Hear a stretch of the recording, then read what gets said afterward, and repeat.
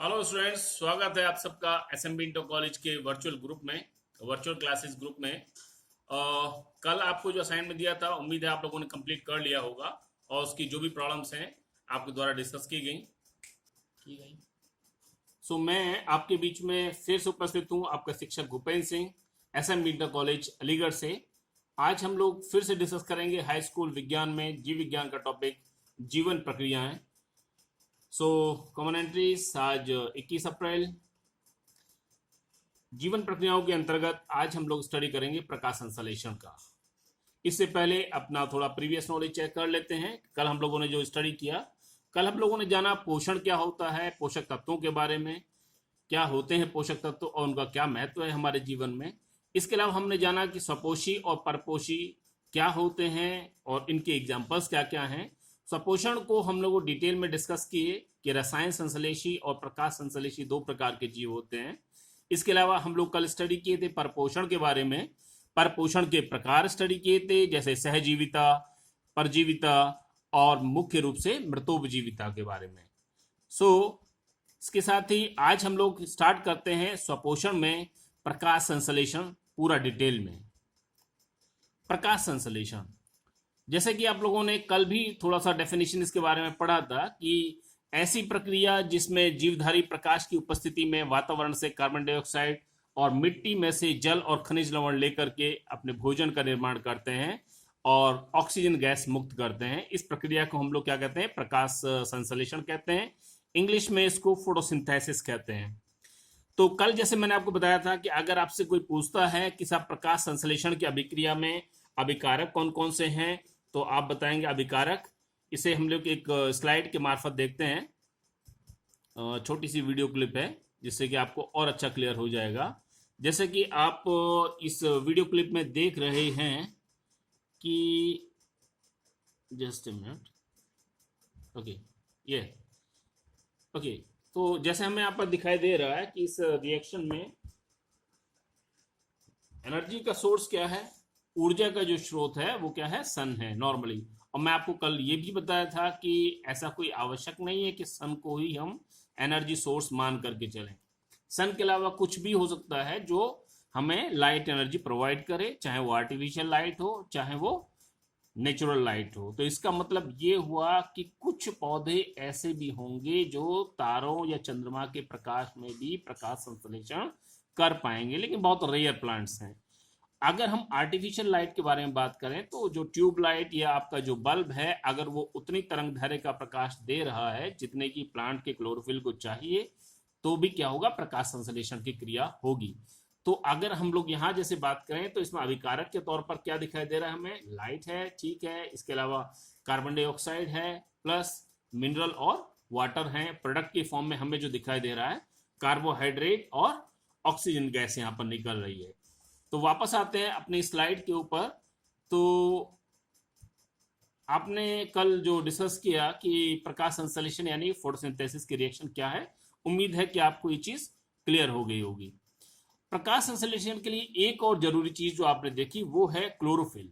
Chlorophyll जिसे हिंदी में हम लोग पर्णहरिम कहते हैं, और बताने की आवश्यकता नहीं है, आपने पहले भी पढ़ा होगा कि पर्णहरिम ऐसा पिगमेंट, ऐसा वर्णक जिसकी वजह से पौधे के कुछ भाग हरे रंग के दिखाई देते हैं। तो आप बता सकते हैं पौधे के कौन से भाग हरे रंग के होते हैं? बिल्कुल सही, पत्तियां, लीव्स। और अगर हम लोग तरुण अवस्था में बात करें, यंग स्टेज में बात करें, तो फ्रूट्स और कुछ और भाग भी होते हैं, तने वगैरह, जो ग्रीन कलर के दिखाई देते हैं। ये जो क्लोरोफिल है ये प्लांट सेल के अंदर क्लोरोप्लास्ट नाम की स्ट्रक्चर होती है, सेल ऑर्गेनली है जिसके अंदर ये मिलता है। चलिए, प्रकाश संश्लेषण। तो प्रकाश संश्लेषण की जो प्रक्रिया है, अगर हम इसके बारे में संक्षेप में समझें तो इसके अंदर दो मुख्य पद होते हैं। कौन कौन से होते हैं?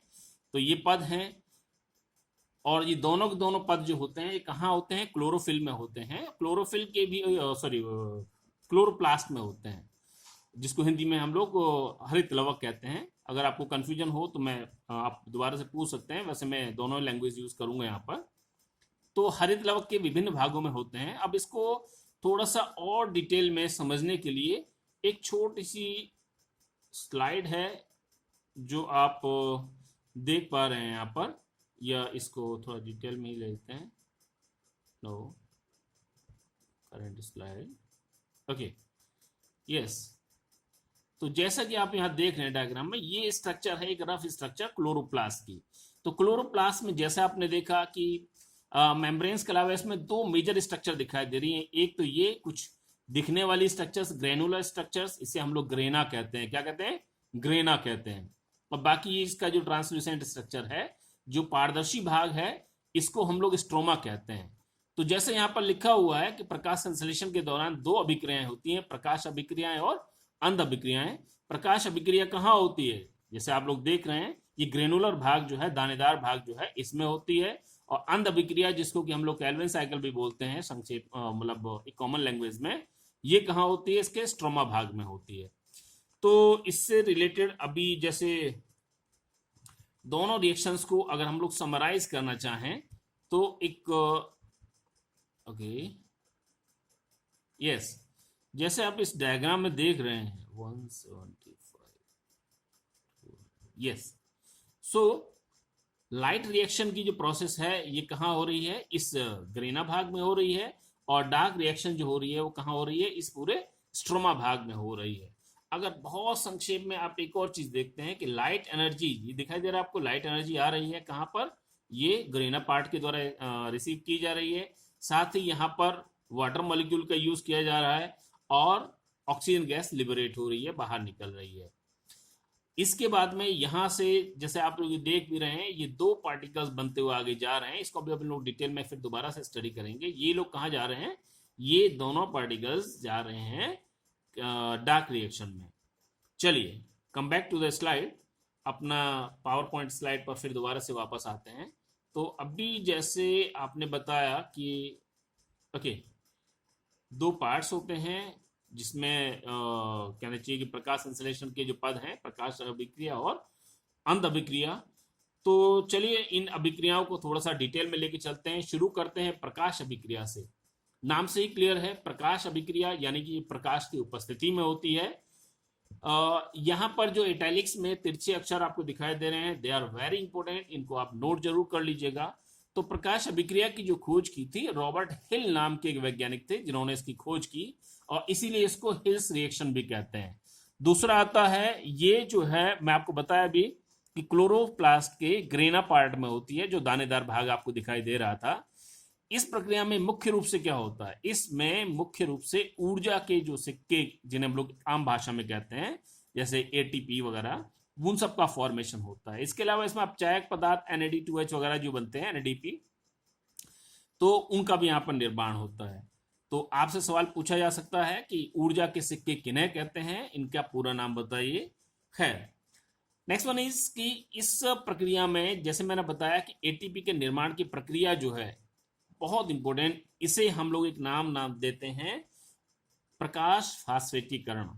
प्रकाश फास्फेटीकरण की प्रक्रिया वो प्रक्रिया हुई जिसमें प्रकाश की उपस्थिति में क्लोरोप्लास्ट के ग्रेना पार्ट में एटीपी के मॉलिक्यूल्स का निर्माण होता है। इंग्लिश में इसको फोटोफास्फोराइलेशन बोलते हैं। चलिए, अब यहाँ एक इंपॉर्टेंट चीज अभी मैं आपको फिर दोबारा दिखाऊंगा एक वीडियो क्लिप के माध्यम से, कि इसी पद में जल का मॉलिक्यूल जो है, वाटर मॉलिक्यूल जो है, वो ब्रेकअप होगा और उसी से ऑक्सीजन गैस निकलती है। और ये बहुत कॉमन क्वेश्चन है कि प्रकाश संश्लेषण की प्रक्रिया में जो ऑक्सीजन है वो कहाँ से निकलती है, कार्बन डाइऑक्साइड से कि वाटर मॉलिक्यूल से। चलिए, प्रकाश संश्लेषण की जो प्रकाश अभिक्रिया है, इसके पद के बारे में डिस्कस करते हैं कि इसके अंदर मुख्य रूप से कौन कौन से पद होते हैं। प्रकाश अभिक्रियाओं के पद के बारे में बात करते हैं। तो जो क्लोरोफिल होता है उसके, अभी मैं इसको स्टेप बाय स्टेप लेकर चलेंगे, लगभग 6-7 स्टेप्स में इसको हम लोग कंप्लीट करेंगे। तो क्लोरोफिल मॉलिक्यूल्स जो होते हैं वो प्रकाश का अवशोषण करके एक्साइटेड हो जाते हैं, इलेक्ट्रॉन रिलीज करते हैं। तो पहला पद जो हो गया, पर्णहरिम यानी क्लोरोफिल के द्वारा प्रकाश के अणुओं का अर्थात फोटॉन्स का अवशोषण। आपसे पूछ सकते हैं कि फोटोन क्या होते हैं, कि जो एनर्जी बंडल्स होते हैं लाइट के, यानी लाइट एनर्जी जो है बंडल्स के फॉर्म में ट्रेवल करती है, इसी को हम लोग क्या बोलते हैं? फोटॉन्स बोलते हैं। चलिए, दूसरा जो पद आता है दैट इज द कि प्रकाश के इन फोटॉन्स को द्वारा वाटर मॉलिक्यूल जो है वो ब्रेकअप हो जाएगा, तो जल के अणु का टूटना। तीसरा स्टेप आता है कि अपचायक पदार्थों जैसे NADP सो NADPH जो है इसका फॉर्मेशन होना। अब अगला जो स्टेप चौथा जो होता है, मैं अभी बताया भी था, प्रकाश फास्फेटीकरण। प्रकाश फास्फेटीकरण क्या हुआ ये आप लोग बेहतरी से समझ गए होंगे, अर्थात एनर्जी के जो ATP मॉलिक्यूल्स हैं उनका निर्माण होना। नेक्स्ट स्टेप ऑक्सीजन का मुक्त होना। तो अंतिम स्टेप जो होता है वाटर मॉलिक्यूल का फिर दोबारा से फॉर्मेशन हो जाना। तो ये कंप्लीट रिएक्शन जैसे कल भी हम लोग डिस्कस किए थे कि आपने देखा होगा कि प्रकाश संश्लेषण की प्रक्रिया के अंत में फिर दोबारा से आधी मात्रा में वाटर के मॉलिक्यूल्स मिल जाते हैं। तो कुल मिलाकर के हम इन 6 स्टेप्स के मार्फत हम प्रकाश संश्लेषण की प्रक्रिया को समझ सकते हैं।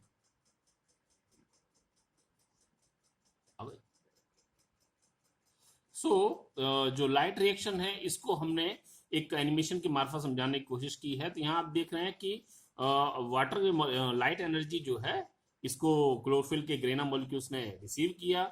यहाँ पर वाटर मॉलिक्यूल है जिसको कि क्या हुआ, स्प्लिट आउट कर दिया। स्प्लिट मतलब तोड़ दिया है।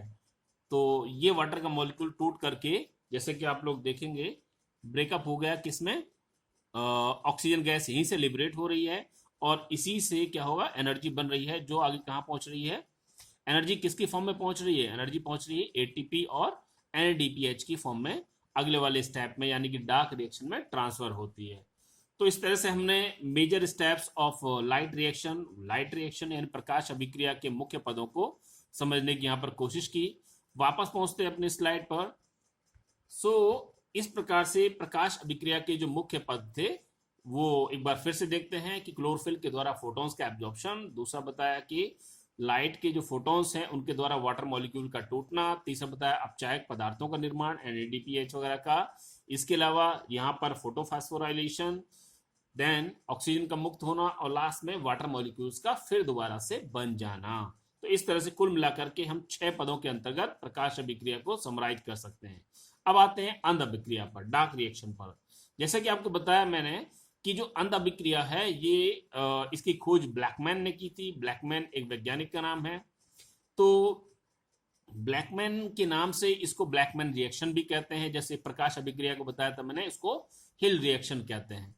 खैर, दूसरा जैसे मैं बताया आपको कि दोबारा से एक चीज को देखते हैं कि ये क्लोरोफिल मॉलिक्यूल है। तो मैं आपको बताया था लाइट रिएक्शन कहाँ हुई थी, प्रकाश अभिक्रिया हुई थी ग्रेना भाग में, जबकि डार्क रिएक्शन जो होगी वो कहाँ पर, स्ट्रोमा भाग में होती है।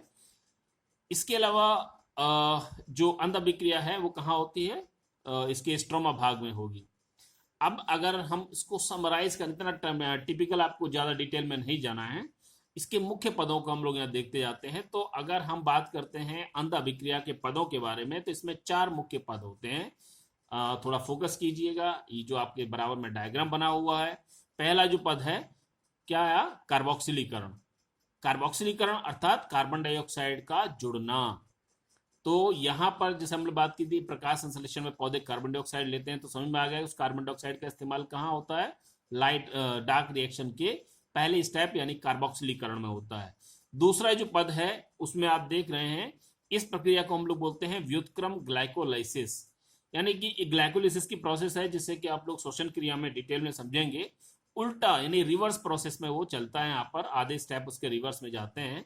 तो दूसरा प्रक्रिया हो गया व्युत्क्रम ग्लाइकोलाइसिस। तीसरा प्रक्रिया आप यहाँ पर देखेंगे कि ओके, तीसरी प्रक्रिया मैं बताया कि यहाँ पर जो कार्बन ग्राही है उसका दोबारा से निर्माण हो जाता है। वापस ये कार्बन ग्राही जो फिर कार्बोक्सिलेशन करेगा, तो तीसरा जो स्टेप बन गया वो कार्बन ग्राही का पुनः निर्माण।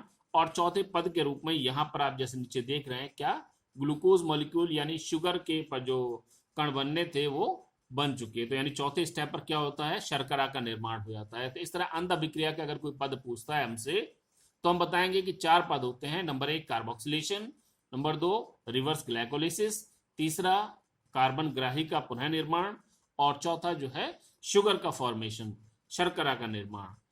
चलिए, तो अभी मैं समझता हूं कि लाइट रिएक्शन, डार्क रिएक्शन, ये प्रकाश संश्लेषण की प्रक्रिया से रिलेटेड आपका कोई डाउट नहीं रहा होगा। अभी इस वीडियो को हम लोग 2 पार्ट्स में लेकर के चलेंगे जिससे अपलोड करने में आसानी रहे और आप भी इसको स्पीडली देख पाएं।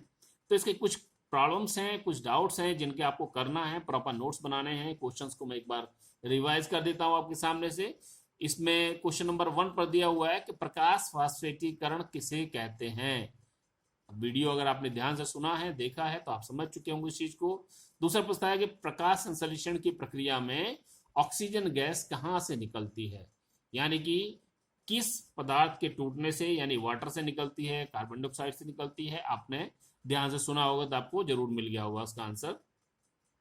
तीसरे क्वेश्चन के फॉर्म में आते हैं कि कार्बोक्सिलेशन क्या है, कार्बोक्सिलीकरण किसे कहते हैं।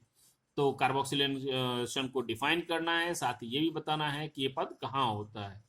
चौथे क्वेश्चन में दिया गया है कि क्लोरोफिल में कौन सी धातु होती है। ये थोड़ा इंपॉर्टेंट है, जिसके लिए आपको थोड़ा दिमाग खर्च करना पड़ेगा। हिंट दे सकता हूं, जैसे ब्लड के अंदर हीमोग्लोबिन पिगमेंट होता है जिसकी वजह से ब्लड का रंग लाल होता है, उसी तरह से प्लांट की जो पत्तियां हैं उनका रंग हरा जो होता है वो क्लोरोफिल की वजह से होता है। और उसमें एक मेटल होता है, बीच में मेटल एटम होता है, सेम उसी तरह से जैसे आयरन होता है हमारे हीमोग्लोबिन में। तो आपको खुद सेल्फ स्टडी करना है, बुक्स में ढूंढना है कि क्लोरोफिल में कौन सी मेटल मिलती है।